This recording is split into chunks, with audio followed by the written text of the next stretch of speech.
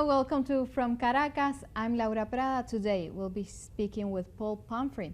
He is co-founder of the Friends of the Congo, member of the Black Alliance for Peace, also member of the coordinating committee of the Green Party in the Maryland state. With him, we'll be approaching today the struggles for the black people in America, and of course also all this going around the impeachment process to President Donald Trump. Today in From Caracas, you stay with us, we invite you, and we welcome him. Welcome, Paul. Thank you very much. I want to start asking you, which interest does United States have in creating this chaos in Latin American region and also destabilizing the Middle East with these sanctions to Iran, to Venezuela, to Cuba, also these coup d'etats that have been going on recently in the region in Latin America? Welcome, and please. I think better to understand U.S. foreign policy is to understand the role that greed plays in the decision-making process of U.S. foreign policy. The United States, too often when people look at different parts of the world, in Africa, the Caribbean, and Latin America, they describe countries as being poor. I disagree with that terminology. I define them as countries that are being robbed. I'll give you an example. In the Congo has probably about $24 trillion worth of minerals. Yet the United Nations define the people of the Congo as being the poorest people in the world. How can that be when you only have maybe 75 million people with that much mineral resources, and at least 1 trillion of those mineral resources leaving the country every year, and yet the people themselves are considered the poorest people in the world? Obviously, that wealth is going somewhere. It's not going to the people of the Congo. So I see the U.S. foreign policy and the way the United States addresses the world as a way of how U.S. multinational corporations and other multinational corporations can rape them of their wealth and leave them in a condition where people can describe them as poor, and I describe them as being robbed. And so looking at foreign policy and how the United States operates, I find many contradictions. I'll give an example. You have this fact where the United States believes it has the right to apply sanctions against countries like Cuba, like Venezuela, like Nicaragua, like Iran, like Zimbabwe, Korea, like Zimbabwe, etc. Yes. And the reason why the United States is saying they're doing that is for the people of those countries, when in fact the people... What's wrong with the people of those countries? Why is this benevolent action, this kind action of United States about imposing sanctions to help them? And I think really what it is that most of those countries are preventing U.S. corporations from robbing those countries. And so the United States, in its propaganda and trying to make it look like the problem is that the government of those countries are not treating their people fairly. The real reason is that the U.S. corporations and world imperialism wants to rob people in those countries, whether it be in Cuba, whether it be here in Nicaragua, in Venezuela, or in Nicaragua, or in Zimbabwe. One of the things recently that's been clear is that Zimbabwe has a lot of diamonds. We know that Zimbabwe have chrome. These are the kind of resources that corporate interests wants to be able to control, where there gets little benefits passed back to the countries that have those resources, and that these multinational corporations will reap the huge benefits. I'd like to also talk about something dealing with agriculture. When you look at a simple crop as cocoa, a crop that's only grown around the equator, and most of the countries around the equator look like me, are people of African descent. Whether you're dealing with Venezuela, whether you're dealing with Jamaica, whether you're dealing with Ghana or the Ivory Coast. About 95% of all cocoa is sold as cocoa. And the price of cocoa is set in London, where they can't grow cocoa. So how does London set the price for something that they have no control over growing? And they set that price at about $47,800. And then those countries buy the cocoa and they process it into confection chocolate. Let me give you an example about that. About 22 tons of cocoa sells for roughly about $47,800.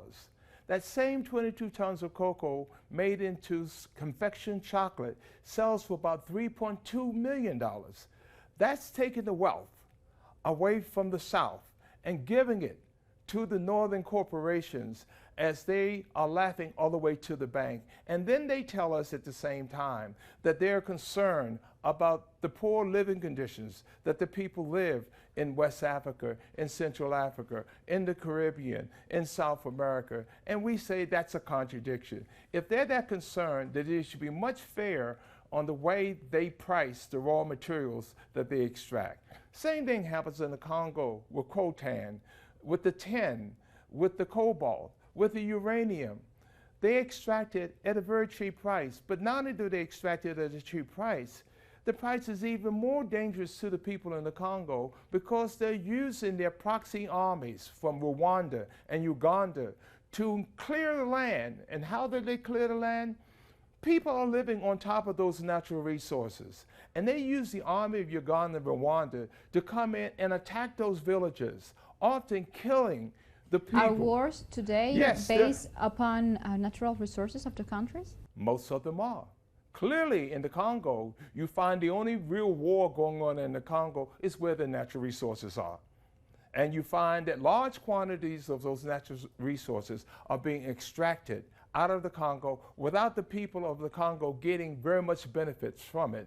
In fact, they often use children to work the mines in extracting these natural resources rather than allow the benefit of these natural resources to pay for the schools so these children could go to school. And they see that the women and children and adults are killed on that land to be pushed off the land so that these companies can come back and say, oh, no one's living here. Can I now mine in this part of the country? When we look at the reports coming out of the UN, they show clearly that between 1996 to 2006, over 6 million people were killed in just the eastern part of the Congo where these minerals are under the ground. 6 million, and over 3 million of them were children below the age of 5. It's no way they can claim that these were enemy of combatants of any kind. And this is the kind of atrocity, the kind of genocide that is driven by U.S. imperialism, that is driven by the profit-driven industries in the U.S., in Europe, and other parts of the world. Are those resources, in a way, does in any way they benefit the United States? Why throwing wars on those countries? Why is the interest in those resources? Is just the mere interest of controlling them, or not just only controlling, owning, but also exploiting them? Of course, it's about the exploitation. In fact, this is how you explain that the economy of the United States, where the stock market keeps going up, while the standard of living in the United States keeps going down. Is that the way in which the U.S. economy keeps itself stable? It's clearly the way in which the 1% of the United States are reaping more and more profits, but at the expense not only of the people in those countries, but even at the expense of working people in the United States. I'm going to point out an example. Often in the news media, they talk about unemployment. Well, I say to that, during the time of slavery in the United States, there were low unemployment in the South, in the black community. But that doesn't mean that the slaves in the South were having a better standard of living or working in safer working conditions or anything else. It only meant that they were working. It didn't mean that they were reaping the benefits of their work. And so you have this hypocrisy where they keep throwing out numbers, and the numbers have nothing to make any sense of as to the working condition, living condition, and the prosperity of the average person in the country. To talk about low unemployment and not talk about the average income that those who are employed. There's a company in the United States called Walmart. Okay, it's the largest one of the largest retail companies in the United States. This company, because it pays its workers so poorly, actually give classes to their workers on how to get health benefits or how to get food stamps so that they have enough food to live on. So for these people to be employed in Walmart doesn't mean that the quality of lives of those people have been improved because they're employed. They probably would make more money on welfare than they would probably working in Walmart. But yet, they use the numbers of employment as a way to try to explain to the people of the United States, to lie to the people of the United States, that the economy is benefiting the whole society when really it's only benefiting the people out of Wall Street. Those in Wall Street that benefit not only from the exploitation of natural resources in other countries, those people also benefit from other kind of war and destabilization, not only natural resources, but also they Yes. have political interests and they live upon that. And we are seeing it today, how they are throwing wars upon governments on countries that were politically following their own will. They were independent, respecting freedom. And we see today these wars are going and being thrown upon them. Why is also the U.S. economy based on war? Because we are seeing it. Not only they live upon natural resources from other countries, but they are also living on war. Yes. Well, if you look at the stock market, you would find that companies such as Lockheed Martin and other defense contractors are making super profits off of the wars. The people who are losing from that are the people who don't get the tax dollars to keep education low. They are the people who don't get the tax dollars to have a national health program. And one of the most frustrating things, because this year is an election year, is to listen to politicians who are running in both of the two major political parties talk about issues like health care and education, but when people ask them where would the money come from, to me the simple answer is cut the U.S. military budget by at least 50%. And you will have more than enough money to address the needs of the average person inside the United States. But they understand if that happened, that the corporations would not be able to super exploit other countries around the world. Because after all, the United States calls its military the Defense Department. What are we defending from? Are we fearful that Canada is going to invade us, or Mexico is going to invade us, or somebody's going to come in by the way of the Atlantic Ocean or the Pacific Ocean? Of course not. They are the ones that go and invade. Exactly. So our military budget is not a defense budget. It is an offense budget. It is an offense budget used to protect the interests of the super rich to rob the rest of the world and make them poor. Today we are seeing that based upon this. We are seeing that President Donald Trump is being charged by obstruction of the Congress, and we are seeing this impeachment process. And recently we heard that John Bolton released some of the notes. His transcripts, yes. The transcripts from the book he's writing, and where they have evidence about this obstruction of Congress and this treason by Donald Trump. Where is it going, this impeachment process? Which is its future? Well, this is the kind of interesting thing to look at, because in my opinion, when it comes to the impeachment process, you have a lot of the U.S. media wanting to make a big deal about Trump as if the alternative to Trump is going to be better. Is it going to be better? No. In fact, the Vice President of the United States, in my opinion, is more dangerous than Trump.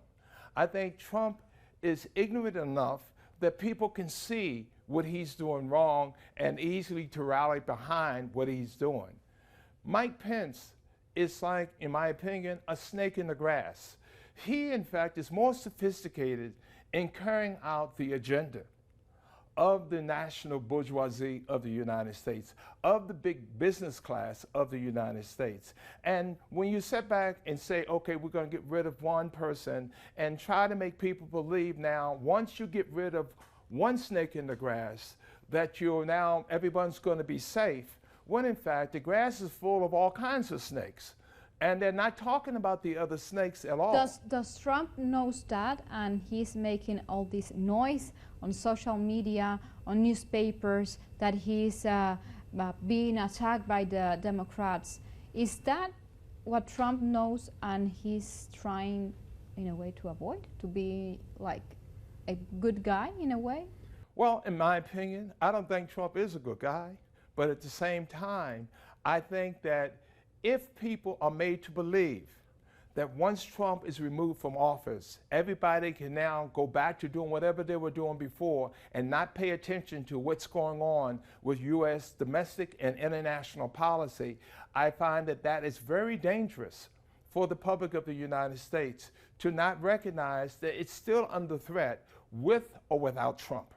And that, in fact, the real solution will be that of changing a system that, in fact, use greed as its main motivation behind its decisions it makes both in domestic policy as well as international policy. Is it possible to change the system?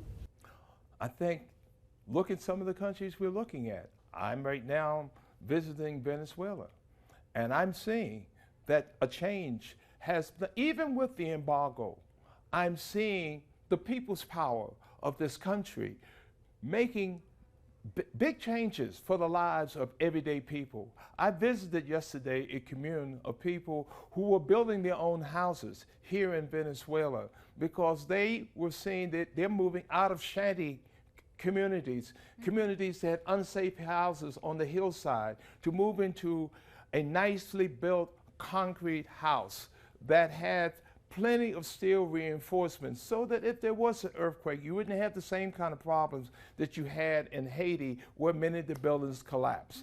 In other words, these buildings are built very safely to make sure that the people moving into the bad houses don't move into another bad house, but they're moving into substantially better housing. This is something that is a real problem in the United States because, in fact, the U.S. Clearly has a problem with dealing with affordable housing for so many people there, even though it's so much wealth inside the United States. That wealth is not anywhere near being evenly distributed. And so when I look at countries such as here in Venezuela, as I look at countries comparing it to it's taking its resources and using it to benefit the average person, versus the United States, where all of its resources seems to be concentrated at the top 1%, while other people going to college have to spend maybe 5, 10, 15, 20 years just paying off that college debt. Makes no sense to me. And in fact, it shows me that it has to be a change in the way U.S. policy is being implemented, both domestically and internationally, for the sake of world peace, for the sake of justice, and for the sake of the people of the United States to have a better chance in living in a more humane way. How do you make society, U.S. society, to understand that behind this impeachment process to President Donald Trump, there is so much interest behind it, not only from his side, but also the power elites? Yes. That they're trying to push forward this, but also that there is no better future with or without Trump, because it's only getting worse. Which is the alternative? How do you make the society conscious and you promote that peace? Yes. I think one of the things we have to, in the United States, recognize is the media in the United States is driven by the greedy. After all, the media makes its money, makes its billions of dollars off of advertisement from the very corporations that are benefiting from the way U.S. foreign and domestic policy is being laid out. And so for the people of the United States to not question what the media is telling them, when it doesn't even make sense what they're telling them, it's very, very dangerous for the people of the United States. So I really suggest that the people of the United States really need to question the information that comes from, whether it's Fox News or NBC or CBS or ABC, any of these media giants that are getting their billions of dollars from large, greedy corporations, then one can believe that the interest in which they're giving us information is serving the interests of the people who are paying them and not really the majority of the people who are watching them. And so we should take the information they're saying with a serious grain of salt and begin to do our own homework and look for other sources of information that are not driven by the corporate dollar that is driving the U.S. media today. Thank you, Paul, for being with us Thank here you so from Caracas. much for the opportunity to share. Thank you for your time. And like this, we come to the end of this from Caracas. We were speaking with Paul Pumphrey. He is co-founder of the Friends of the Congo. He is a member of the Black Alliance for Peace, also member of the coordinating committee of the Green Party in Maryland State in United States. With him, we were trying to approach and understand better the struggles of the peoples in the world because of wars due for the natural resources, also to understand better what is going on with the impeachment process to President Donald Trump in the United States and how society needs to unite to fight for peace and go against this divide and conquer proposal that the United States makes when they're throwing wars upon countries. Thank you for being with us. Until next time.